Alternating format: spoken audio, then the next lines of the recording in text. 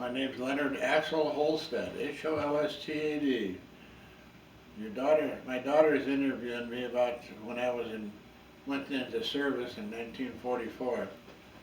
I went to enlist on June 27th, and I was sworn in, and I had 2 weeks leave. And then I went to Great Lakes on July 5th, and I went there for a 6-week company. That's a company I was 6 weeks training. And the war was over in Europe, so then they extended another 6 weeks. I had to stay there 12 weeks in the boot camp.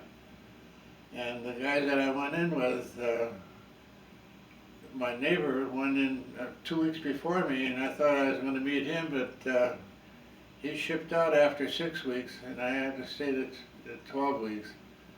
And he got shipped out a big battleship, the new one, and he had to go to New York and pick it up. So I got to leave and went home, and then I went on my station in New Orleans, down in Louisiana, and my mother took me to the train station with me and said goodbye, and went to Milwaukee and get the train. Went to Chicago and got transferred and got up on a, well, I went back to boot camp, didn't I, get the ship, the train, and then they shipped us out. I got 30 of us out of 1,000 went down to New Orleans for general duty. So when I got down there, of course we all had to go for mess cooking for 2 months, and I was stationed in New Orleans on the line with the biplanes they were, and they gave me a plane to take care of. You had to refuel it and wash it, to check the oil, gas, and all that, and put the pilot in there and take the chocks out of the box and let them go and go for training. So then I had that for 4 months, and when I was down there, I put in for to go to gunnery school, and I got that, and I got to leave, and I went home and on leave, and then I went shipped to, let's see, it was Oklahoma. Went to Oklahoma first.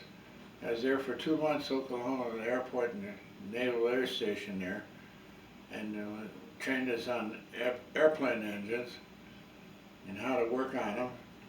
After the 2 months, I went to the gunnery school, and I went through gunnery school, and that was down in Florida. They shipped us to Florida.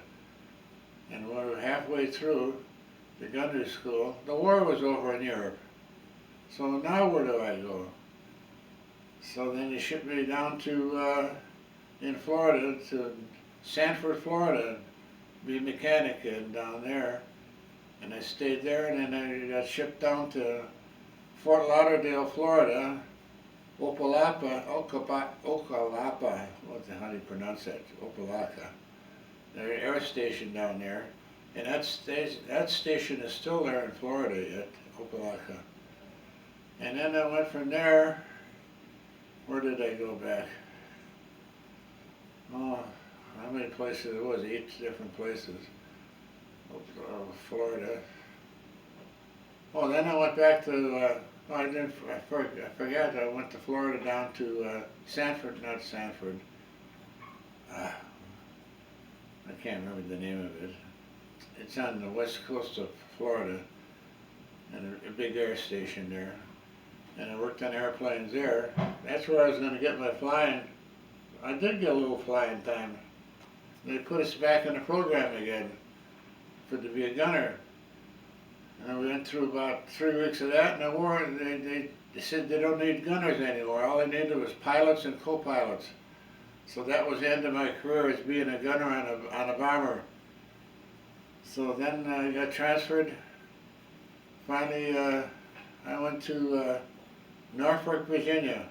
They needed me over there, they said. And then they found out that we're going to get out 2 months early if we don't ship over in the Navy.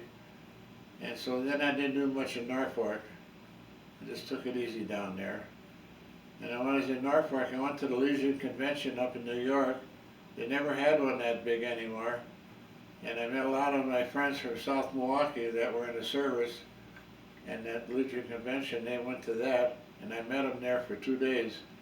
Yeah, I get drunk. Oh, wow. On the way home, I got in the car and I just remember going through the Hudson Tunnel and I didn't wake up until we had an auto accident down there in Dover, Maryland. And one guy got where I was sitting when I got in the car. He moved around and switched seats with me, and he's the one that got hurt. The car door, they hit a telephone pole, and the door caved in and hit his knee real bad. They had to take him to the hospital. They took me to the hospital with them because I was still half drunk yet. So we woke up in there, and they operated on him. And then the other guys there was 4 of us, and the other, 5 of us. The other 3 were north of us yet, and they came down to the hospital, and then we took a bus down there, and they didn't have any more money. And I had enough money to pay for their fare to Norfolk, Virginia. We had to take the ferry across, I can't remember the name of that ferry, from Maryland to Virginia. So then I got back there in the base again, and then later on, about a couple of weeks later, here comes this guy that got hurt on an airplane, Navy airplane, picked it up, and I helped carry him to the ambulance, and they took him to the hospital there on the base. And then I stayed there until October. I got my discharge papers and my money and about $150 paid. So I took the bus home. So we drove through Washington, D.C. and took that Pennsylvania Turnpike. They were working on it then. I woke up as we were sitting in the road that was being overhauled. That was an all night. And then I got to Chicago and I hitchhiked home then because it was the next train or something. It was going to be so long, so I got home then. And that was at the end of my career in the Navy. That was 1947. I was all done then. So Dad, I want to thank you. I made you a present. Thank you for serving our country. I made those pillowcases for you, so open them up. They're patriotic pillowcases.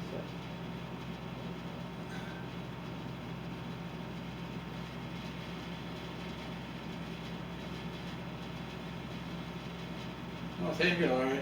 You're welcome. Thank you, Dad. You're from the greatest generation. And what's this baritone about? Well, I played the baritone in high school.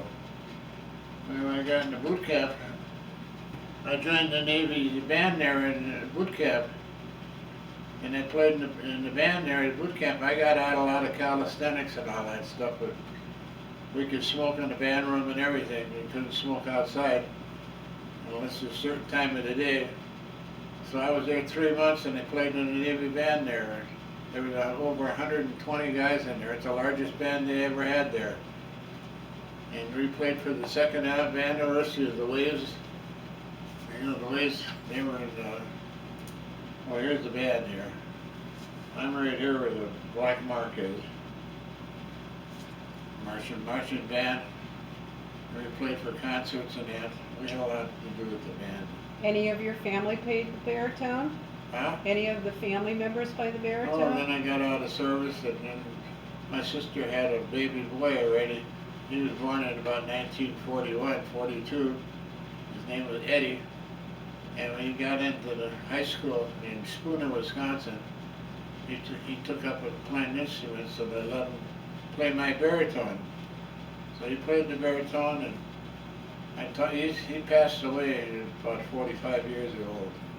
45 years old, and he had some condition that They waited too long to repair it, and he died. And he had 4 children, 4 or 5 children. And What's this I picture? got the bad. Oh, that's a boot camp. That was in the boot camp picture. I couldn't tell you how many were in there now. 130 or 140. There it is. And I got it marked again where I am. Where's the mark? Yeah. Can you see it? All right. That's boot camp. Who's this handsome man? Here, I had that done. Picture taken in Sanford, Florida in 1944, 45. How old are you there? 44, 45. Here, show the That was camera. for Christmas. I was 18 then. Handsome. Yeah, I made Hey. I'm second class. I don't think I'm the second class. That's an emblem for aerial gunner. Hey, Dad, tell me about your experience in high school, handsome man you. The what? Your experiences in high school. Most of all the men were in war. And you told me about high school, that you had no problems with girls. Oh, and I had a problem with girlfriends. We're the only ones who left. The only ones who were in service were younger. So that was the war. So, Dad, how do you I'm very fortunate I didn't have to go into battle or anything like that. feel about our country now? It's 2015, October 2015. How do I feel about it? Yeah, how you How did think? I feel then about it? I didn't think nothing of it. I was too young to think of anything. Just wanted to go to war. So now we're in a lot of problems, that's for sure. Not too many getting killed yet. I think there's 25 that got killed over in Afghanistan last year. That's about the least amount they had. With I don't know, something's heading for a war. I think they're going to get a war again, and it'll be a severe war. We might even get bombed over here. We never did get bombed over here. World War II. Any advice to the younger generation? What do you think we should do? No. I have no advice for anybody. Any advice for your daughter? Well, she can't join the Navy. She's too old. She can't go anywhere. I guess that's about it. Signing off. Huh? Wave. Oh, bye-bye. Nice talking to you.